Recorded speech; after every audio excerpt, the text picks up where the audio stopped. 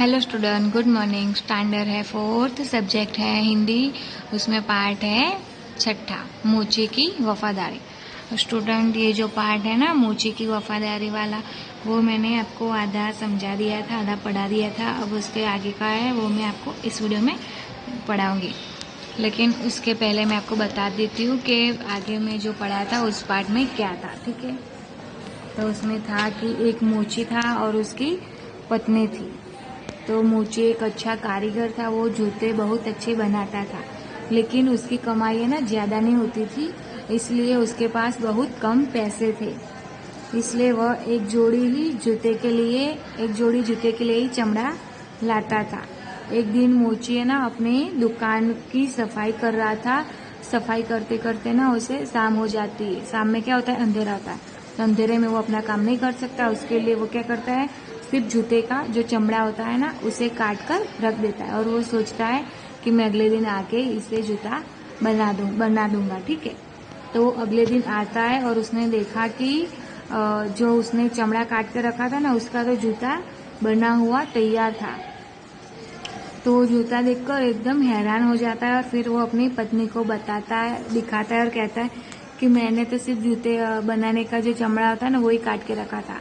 तो रात में ये जूता किसने बना दिया होगा, ऐसे वो सोचता है। और उसकी पत्नी भी बात कहती है कि हाँ मैंने तो और उसकी पत्नी बोलती है कि वाकई में जूता तो बहुत ही सुंदर है। तभी दुकान पर है ना एक आदमी आता है और उसने जूता देखा। जूते को देखते हुए बोला कि ये जूते मुझे चाहिए, मुझे बहुत ही अच्छे लगे। फिर मोची ने जूते उस आदमी को दे दिए और उस आदमी को ना जूते पसंद आ गए थे। तो मोची ने उस जूते को उस आदमी थे ना उन्हें दे दिया। और उस आदमी ने क्या किया, उस आदमी ने मोची को बहुत सारे पैसे दिए जूते के बदले में।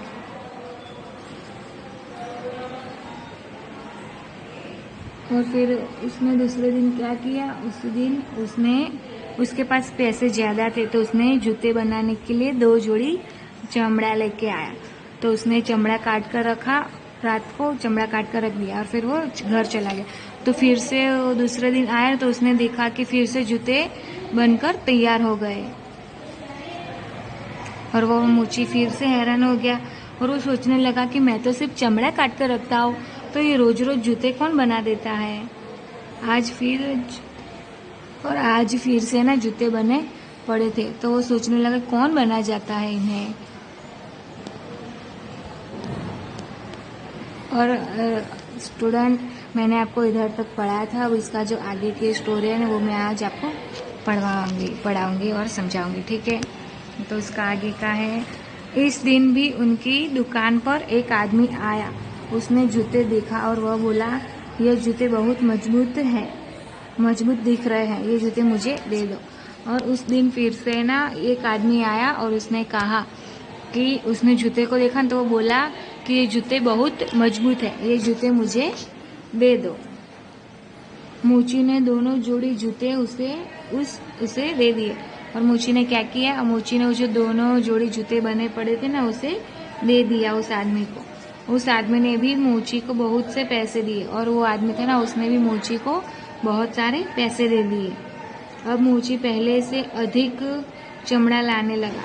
वह पूरे दिन चमड़ा काटता, शाम को वह कटा हुआ चमड़ा रख देता और घर चला जाता। अगले दिन सुबह उसे जूते बने मिलते। जूते बहुत ही सुंदर होते थे, दुकान खोलते ही बिक जाते थे। इस तरह मोची के पास बहुत पैसे हो गए। अब वह धनवान हो गया था।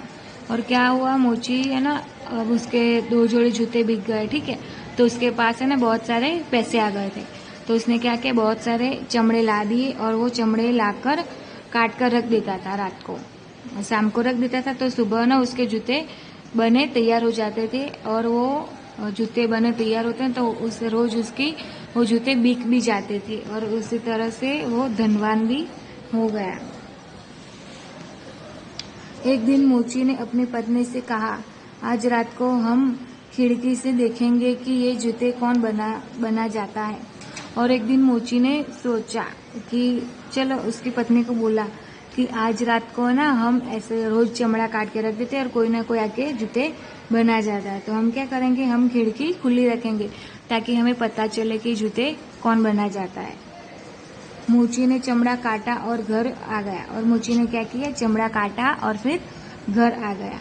शाम को वह अपनी पत्नी के साथ खिड़की के पीछे छिपकर बैठ गया। और शाम को क्या किया, मूची अपनी पत्नी के साथ खिड़की के पास है ना छुपकर बैठ गया ताकि वो देख सके कि जूते कौन बना जाता है। दोनों दुकान में देखने लगे। और जो दोनों थे ना, पति और पत्नी, वो दोनों दुकान में देखने लगे। रात हो गई। अचानक मूची की पत्नी बोली, देखो देखो कौन आया है। और रात हो गई थी तो अचानक है ना, जो मूची है ना, उसकी पत्नी बोली कि देखो देखो कौन आ रहा है। मूची ने देखा तो दो बोने जूते नाचते हुए और जूते बनाने लगे। और क्या देखा उसने कि दो बच्चे थे, वो आए और गूंजते नाचते हुए और जूते बनाने लगे। दो लड़के आए, वो लोग नाचते हुए आए, ठीक है, और फिर बैठ गए और जूते बनाने लगे। मूची की पत्नी बोली, अच्छा तो ये बोने ही जूते बना जाते हैं। इस दोनों ने हमारी बहुत मदद की है। मैंने उनके लिए सुंदर सुंदर कपड़े बनाऊंगी। और उसने क्या कहा कि ये दो बच्चे ना, उसने हमारी मदद की है, तब मैं उन दोनों के लिए अच्छे अच्छे कपड़े बनाऊंगी और मैं उनके लिए छोटे छोटे जूते बनाऊंगा, मूची ने कहा। और मूची ने क्या कहा कि मैं उन दोनों के लिए छोटे और अच्छे अच्छे जूते बनाऊंगा, छोटे छोटे जूते बनाऊंगा।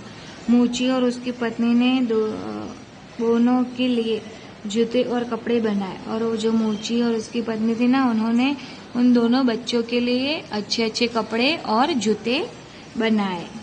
शाम को उन्हें दुकान में रख दिया। फिर वे खिड़की के पीछे बैठ गए। और उन्होंने क्या किया, उन्होंने ना शाम को उस जूते और उस कपड़ों को खिड़की के पास रख दिया और फिर वो दोनों खिड़की के पास बैठकर देखने लगे। रात हुई, बोने आए और रात हो गई, दोनों बच्चे आए। उन्होंने इधर उधर देखा और उन दोनों बच्चों ने क्या किया, इधर और उधर देखा। आज तो चमड़ा नहीं है। एक बोनों ने कहा, अरे देखो यह क्या, कपड़े और जूते।